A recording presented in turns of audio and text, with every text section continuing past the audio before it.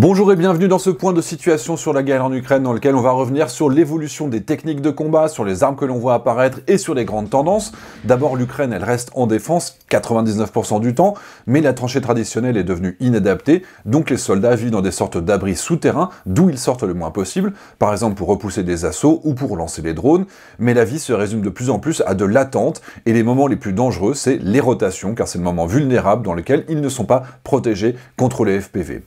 On voit aussi une multiplication des robots terrestres suicides qui emportent jusqu'à 30 kg d'explosifs, ce qui permet de toucher les soldats ennemis même lorsqu'ils sont dans leurs abris, et ici c'est un robot ukrainien contre un abri russe. La Russie a réussi à égaler l'Ukraine en nombre de drones kamikazes qu'ils vont employer, ce qui rend la situation absolument insupportable dans les deux camps, avec une profondeur de frappe sur les arrières qui peut aller jusqu'à 20 km de chaque côté, et qui vise donc tout véhicule ou tout attroupement, avec de gros dégâts sur la logistique, et malheureusement pour l'Ukraine également sur les civils, dont la Russie veut rendre la vie invivable. On note aussi un très grand nombre de vidéos de drones qui sont simplement posés en attendant qu'une cible arrive, que ce soit des véhicules sur des axes logistiques ou des soldats à pied, et en général il y a des drones à aile fixe qui volent et qui servent donc de relais de communication pour pouvoir contrôler ces drones, y compris derrière la ligne de front.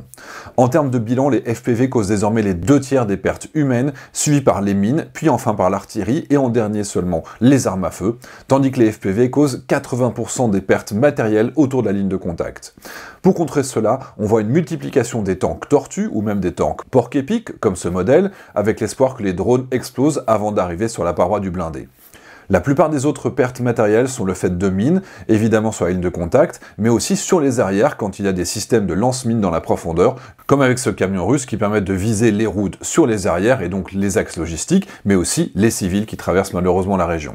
Pour vous donner un ordre d'idée de l'intensité de ce qui peut se passer sur les arrières, les combattants ukrainiens qui me parlent et qui vont au front, quand ils vont sur la ligne 1 ou la ligne 0, ils ne veulent plus aujourd'hui être dans des blindés fermés, ils préfèrent être dans des pick-up ouverts qui sont beaucoup plus rapides, qui peuvent rouler à 40, 50, 60 km/h dans les champs, mais surtout sur lesquels ils se trouvent avec des fusils à pompe, qui est réellement la seule méthode pour se défendre contre les drones kamikazes, notamment contre ceux avec l'intelligence artificielle ou la fibre optique, qui ne peuvent pas être brouillés. Mais avant de continuer, je vous rappelle que les vidéos qui parlent d'Ukraine et qui sont sponsorisées permettent de financer des actions humanitaires en Ukraine, déjà 60 000 € reversés de mon chiffre d'affaires YouTube pour ces actions humanitaires, et notre partenaire aujourd'hui c'est Ground News. Vous l'avez peut-être vu, l'Ukraine a signé une lettre d'intention avec la Suède pour la livraison de 100 à 150 avions de chasse Gripen. Sur Ground News, je vois que l'information a été reprise par 65 sources et on voit que près de la moitié de ces sources sont plutôt orientées à gauche. Et si on regarde le contenu des articles, on réalise que les médias de gauche sont assez enthousiastes, tandis que ceux de droite sont plus sceptiques et doutent même pour certains de la capacité de Kiev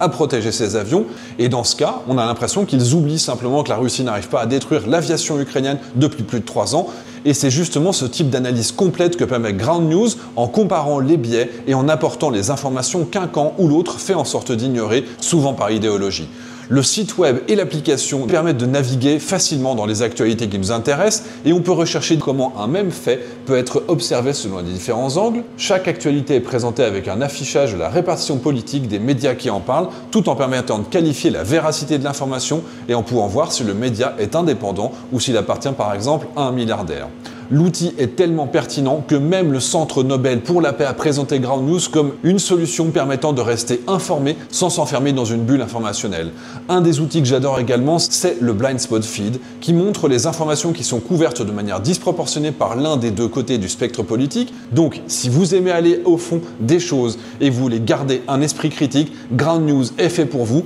En plus, vous pourrez bénéficier d'une réduction de 40% sur l'accès illimité en suivant mon lien exclusif ground.news/Xavier ou en scannant le QR code que vous avez dans le coin de votre écran. Allez, nous, on retourne à notre sujet.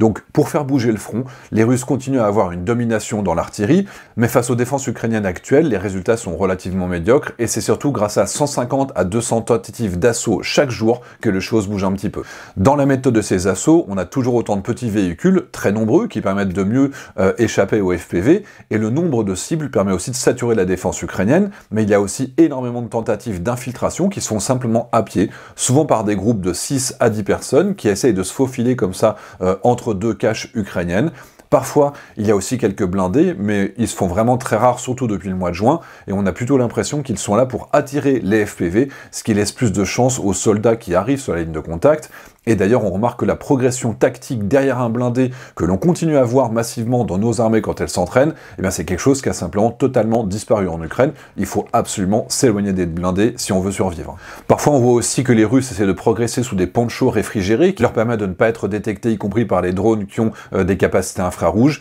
Mais dans l'immense majorité des cas, ce sont des échecs et il y a des champs de cadavres à perte de vue sur énormément de zones dans le front. Mais quand une partie du groupe a réussi à progresser, ben simplement ils vont tenter de faire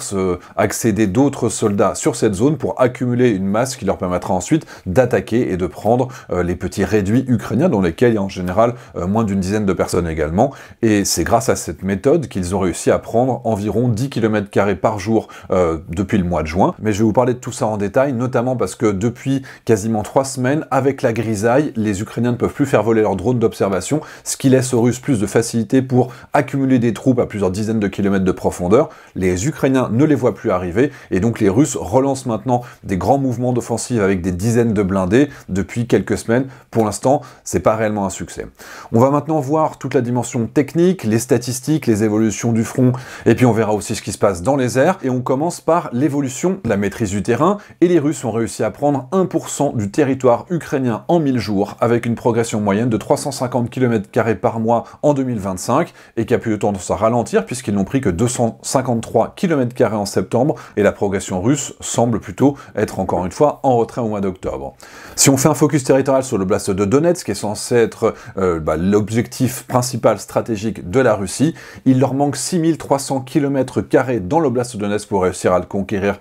totalement, et pour vous donner un ordre de grandeur, ils ont pris les derniers 6300 km² dans l'oblast de Donetsk depuis le printemps 2023. Il leur a fallu 2 ans et demi pour prendre cette superficie, donc on peut se dire qu'il n'y a pas de raison que ça change, et il leur faudra encore 2 ans et demi de guerre pour réussir à atteindre cet objectif. C'est pour ça que je vous dis souvent que la guerre n'est pas soutenable sur le long terme, ni pour la Russie, ni pour l'Ukraine. Parce que du côté du bilan humain, sur la Russie, on enregistre 220 000 morts russes qui sont répertoriés dans les bases de données en OSINT, dont 135 000 morts qui sont nominativement connus avec leur âge, leur grade, leur affectation, et c'est notamment possible grâce aux noms qui sont révélés par les monuments aux morts qui fleurissent partout en Russie. Et on ne parle ici que des morts, puisqu'il faut ajouter également les disparus, les blessés, les prisonniers, et c'est pour ça qu'on avait cet été dépassé le million de pertes du côté russe. Les données sont moins fiables sur les derniers mois, vous voyez que ça baisse massivement, mais en fait c'est parce qu'il y a plusieurs mois de décalage entre une mort et le fait qu'elle soit répertoriée, mais des hackers ont réussi à récupérer plusieurs listings, dont ce document russe qui évoque, juste pour l'année 2025, 280 000 pertes, dont 87 000 morts et 34 000 disparus, et on a quand même des officiels russes qui pour la première fois ont confirmé que la guerre avait coûté plusieurs centaines de milliers de vies aux soldats russes. De toute façon, on voit que la Russie, elle se vante d'avoir recruté 1,4 million de soldats depuis l'année 2022. Or, son armée, elle est passée de 900 000 à 1,320 000 soldats. Donc on se doute bien que le million de pertes, ça correspond simplement à ces chiffres également. Et comme la présence de soldats coréens avait été niée puis confirmée par la suite, aujourd'hui on a toujours des trolls qui nient ce million de pertes, mais en réalité c'est confirmé par les chiffres et on a maintenant les officiels russes qui commencent aussi à l'avouer. Du côté ukrainien, on arrive maintenant à 150 000 morts et disparus à partir des données qui sont disponibles en open source, que vous pouvez aller voir également sur UA Losses, et globalement, quand on a des révélations de listes complètes, comme c'est le cas de la 30e brigade mécanisée ukrainienne, on voit que plus de 80% des pertes étaient connues, donc l'Ukraine doit désormais approcher des 600 000 pertes définitives militaires, en comptant les blessés graves. Si on passe maintenant sur les pertes matérielles, en ne parlant que de ce qui est prouvé, on arrive à 23 000 destructions prouvées du côté russe, dont 6 500 chars et véhicules de combat, tandis que l'Ukraine approche désormais des 10 000 pertes. En termes de rythme, on voit que les pertes ont fortement baissé depuis la mi-juin et sont restées à un niveau bas jusqu'à aujourd'hui, avec l'immense majorité des pertes qui étaient sur des véhicules logistiques ou des véhicules de transport de troupes. Et quand on entre dans le détail des équipements qui sont perdus par la Russie, la proportion des équipements les plus anciens et donc les moins performants continue de progresser, jusqu'à représenter 90% des pertes désormais dans cette catégorie. Par exemple dans les transports de troupes avec le MTLB, le BMP1 qui représentent toujours une proportion de plus en plus élevée. Et on peut faire le même constat dans les chars qui sont antérieurs au T-64 qui continue donc de s'accroître, notamment avec de plus en plus de chars T-55 qui ont donc été conçus juste après la Deuxième Guerre mondiale. Si on fait maintenant le traditionnel tour du front, en commençant par la zone de Kherson, eh bien, il n'y a pas d'évolution évidemment sur la maîtrise du terrain, il n'y a pas de zone de contact, donc quelques combats dans les îles au centre du Dniepr, mais la quasi-totalité des pertes sont liées aux drones kamikazes FPV, aux bombes planantes et à l'artillerie. Donc on peut voir une progression de la proportion des drones qui contiennent de l'intelligence artificielle ou la vision thermique depuis quelques mois. Ici, ce sont des images ukrainiennes, mais il n'y a pas grand-chose à dire en réalité par la multiplication de ce type d'images. Par contre, on a quand même vu le retour des drones Bayraktar TB2 dans la zone. Ça veut dire aussi qu'il y a moins de radars russes opérationnels, ça veut dire qu'ils ont été détruits par les Ukrainiens, parce qu'on voyait simplement aujourd'hui plutôt les Bayraktar qui étaient au-dessus de la mer Noire, c'est-à-dire en environnement maritime. Le fait qu'ils reviennent sur les côtes, voire au-dessus du sol, c'est quand même un bon signe pour les Ukrainiens. Côté russe, ils partageaient également beaucoup d'images de destruction contre des cibles ukrainiennes, mais également beaucoup d'attaques sur des civils dont ils se vantent carrément, et même une attaque ouverte de convoi de l'ONU, avec une plainte officielle de l'ONU, mais comme d'habitude, tout le monde s'en fout, il n'y a absolument aucune réponse au niveau international. Plus au sud, en Crimée, la Russie encaisse les coups, et sa défense aérienne n'arrive pas à arrêter les attaques de plus en plus ambitieuses de missiles low cost et de missiles qui sont envoyés par l'Ukraine, avec notamment la base de Féodosia, dont on voit les destructions par images satellites,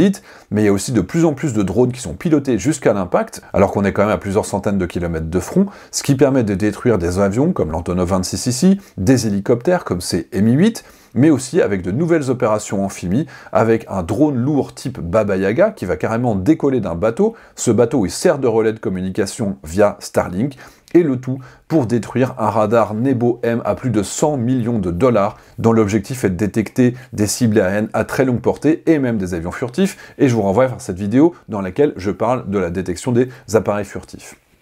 Sur la mer Noire, on voit aussi qu'il y a un patrouilleur russe qui a eu la mauvaise idée de venir faire une patrouille, et apparemment c'est un succès puisqu'il a réussi à trouver un drone. Si on passe dans l'oblast de Zaporizhzhia, il y a quelques assauts russes qui sont repoussés depuis des mois et des mois, mais l'évolution du front elle est donc négligeable, et ils ont profité de la mauvaise météo pour reprendre les assauts mécanisés à partir du 10 octobre, et là c'est un assaut qui est vers la ville de Chakove, avec d'abord des vagues de motos, puis cette colonne de 35 tanks et AFV, et on a en perte prouvée 19 blindés, 41 motos, 107 Russes tués et au moins 51 blessés. Ça, c'est juste pour les images qui ont été partagées par les Ukrainiens, et les quelques survivants, apparemment, ils ont été fait prisonniers. Donc en dehors de ces rares tentatives, il y a simplement pas mal de convois logistiques qui sont attaqués dans les deux camps. Ici vous voyez des frappes sur les arrières ukrainiens, et côté russe il y a eu 2 gros coups sur des voies ferrées avec des trains de carburant qui ont été attaqués au sud de Tokmak. Et une fois que les trains ont été arrêtés, ça a été un déchaînement, chaque citerne étant détruite,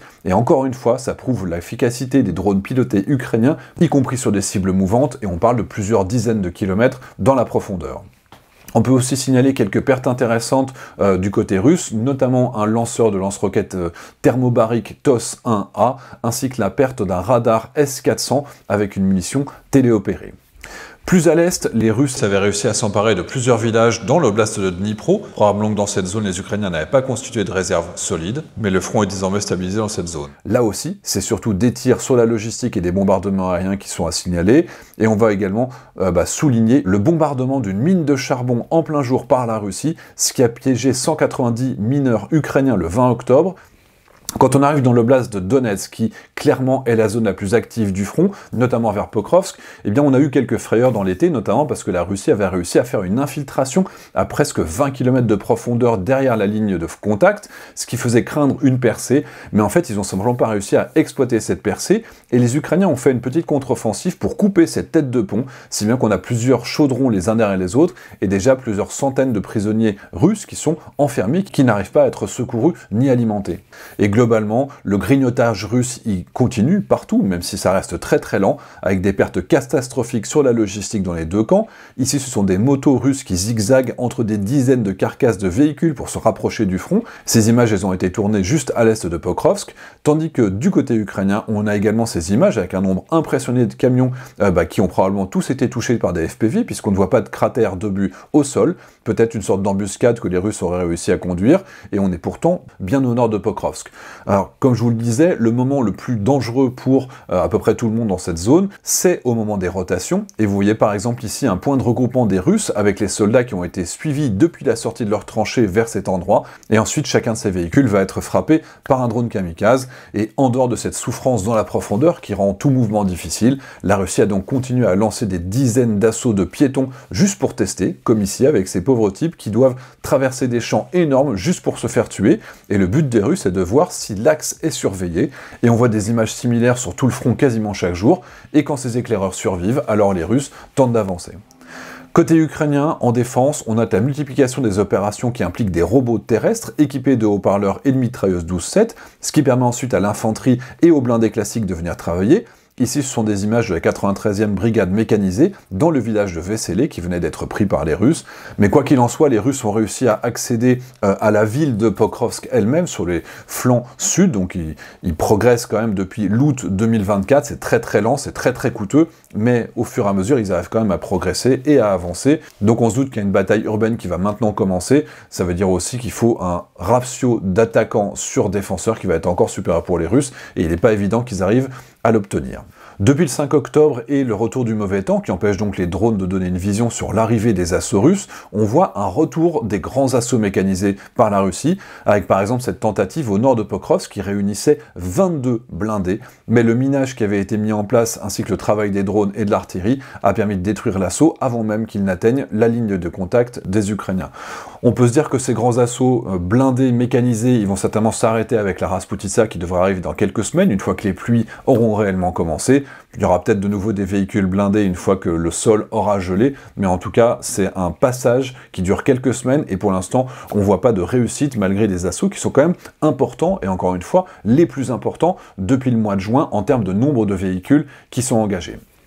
Donc cette description de la situation que je vous fais autour de Pokrovsk, elle pourrait être exactement la même dans quasiment toutes les villes de la ligne de front, qui sont aujourd'hui autant de châteaux forts que les Ukrainiens défendent autant qu'ils le peuvent, avec par exemple la ville de Toretsk, où les combats urbains ont commencé en juin 2024, pareil avec la ville de Chassiviar, qui se trouve pourtant seulement à 6 km à l'ouest de Bakhmout, et dans lesquels les combats urbains ont commencé en avril 2024, Ici sont des images dans la ville le 17 octobre, et vous pouvez voir la météo qui empêche totalement l'usage des drones.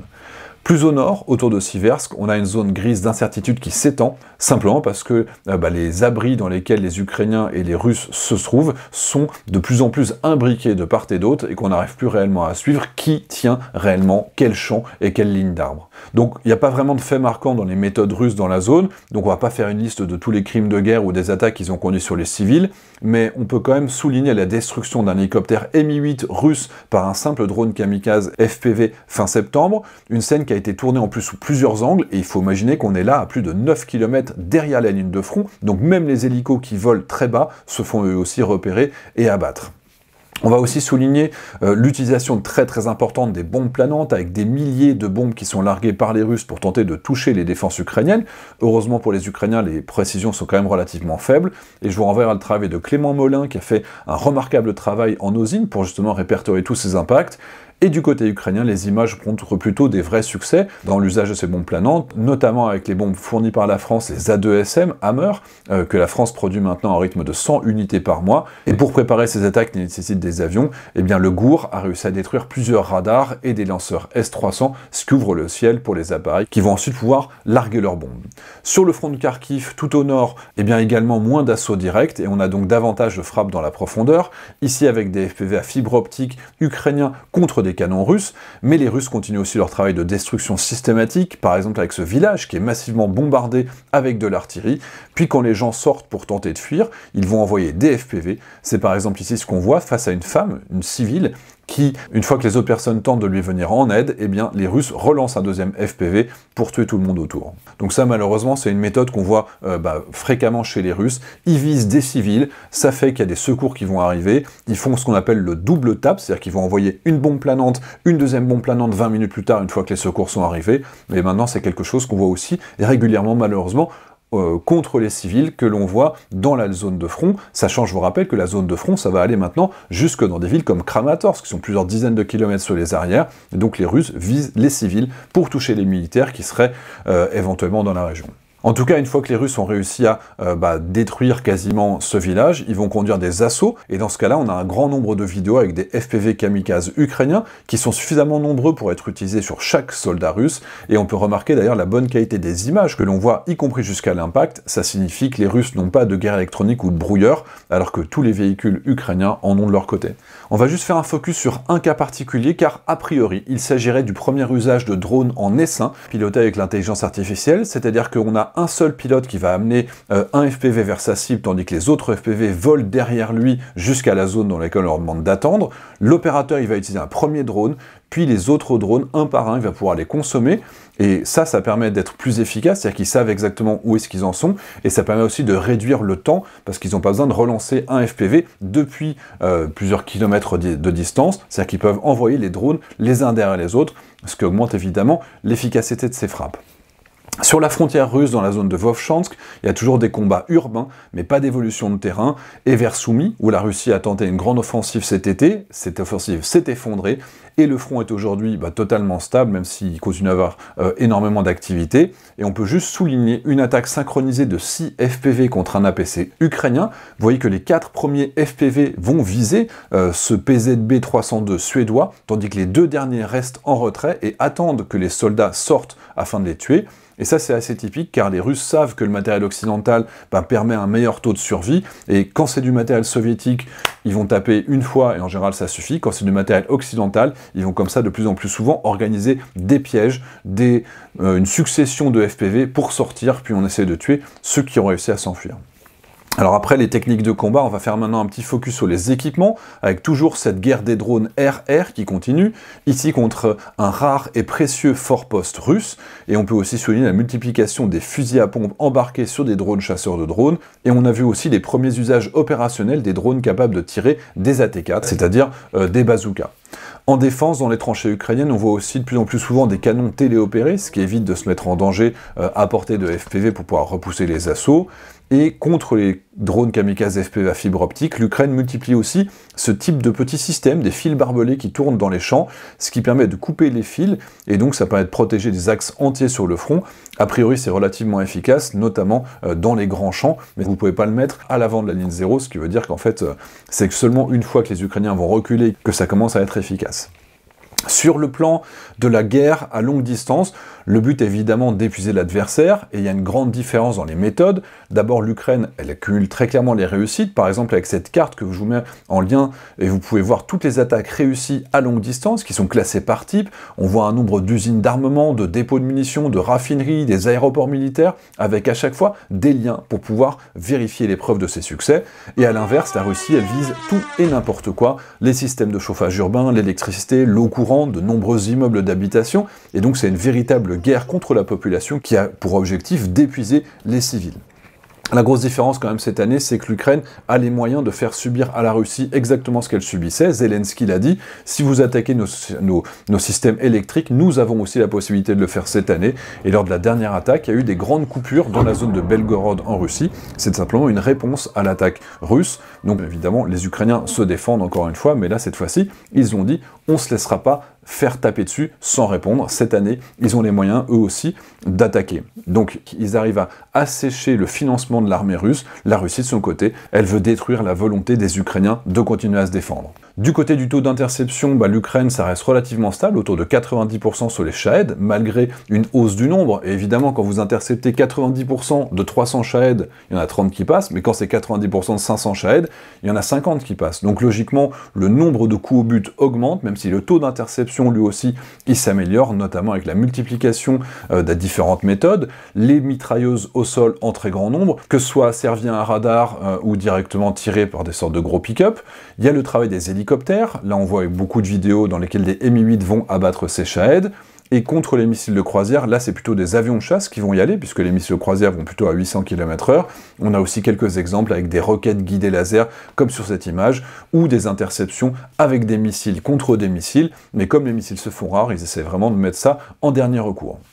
La grosse difficulté, c'est vraiment contre les missiles balistiques. A priori, seules les batteries de défense aérienne Patriot PAC-3 sont efficaces et il n'y a quasiment aucune protection sur le pays, si bien que plus de 90% de ces missiles vont passer. Heureusement, ils sont très chers, ils sont très rares, la Russie en a très peu, mais néanmoins, ça fait énormément de dégâts. et la précision est faible, donc ça tombe souvent aussi sur des immeubles d'habitation. Du côté russe, comme ils n'ont pas vraiment eu besoin de se protéger aussi massivement contre les drones et les missiles ukrainiens, ils n'ont pas de réseau de mitrailleuses sur leur territoire et n'ont pas développé les drones intercepteurs de drones, donc le taux d'interception est bien plus faible, et au final, même si les Ukrainiens tirent beaucoup moins de missiles, de drones que les Russes, on a l'impression qu'il y a plus de coups au but sur le territoire russe que sur le territoire ukrainien, et on se doute que les Russes vont devoir rattraper les Ukrainiens dans le développement de ces méthodes, mais ça veut dire qu'il y a des milliers de soldats qui vont devoir rester sur les arrières pour être capables de tirer dans le ciel si jamais il y a des missiles et des drones qui passent.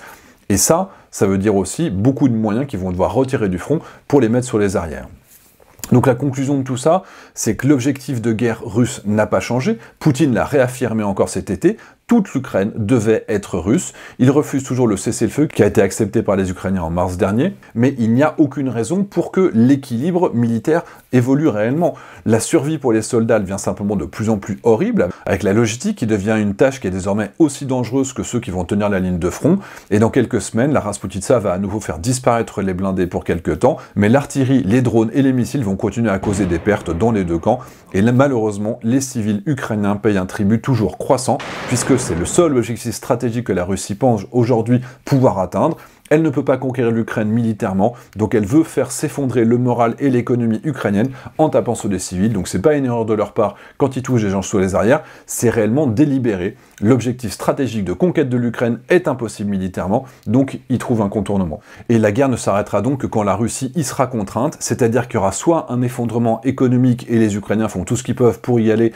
et puis nous, avec nos sanctions, c'est un poison lent qui met du temps à avoir un effet, mais aujourd'hui on voit quand même que si la Russie n'avait pas les sanctions, elle taperait beaucoup plus fort, donc il faut évidemment surtout pas les lever. Et on espère aussi que l'Ukraine puisse recevoir plus d'équipements, puisque le rythme, le niveau de soutien à l'Ukraine reste stable maintenant depuis relativement longtemps, alors que les Russes pariaient sur une baisse. Mais on a aussi de grands espoirs sur l'utilisation des 200 milliards d'euros d'avoirs gelés, pas simplement les dividendes de ces avoirs, mais réellement utiliser l'argent pour pouvoir mieux équiper l'Ukraine. Et c'est une possibilité qui commence à avoir de plus en plus de soutien sérieux. Donc réellement de ce côté-là, en tout cas, c'est un petit espoir du côté des Ukrainiens, même si l'effondrement économique, c'est quand même la priorité des priorités, puisque c'est la façon la plus rapide d'atteindre un cessez-le-feu et donc la paix.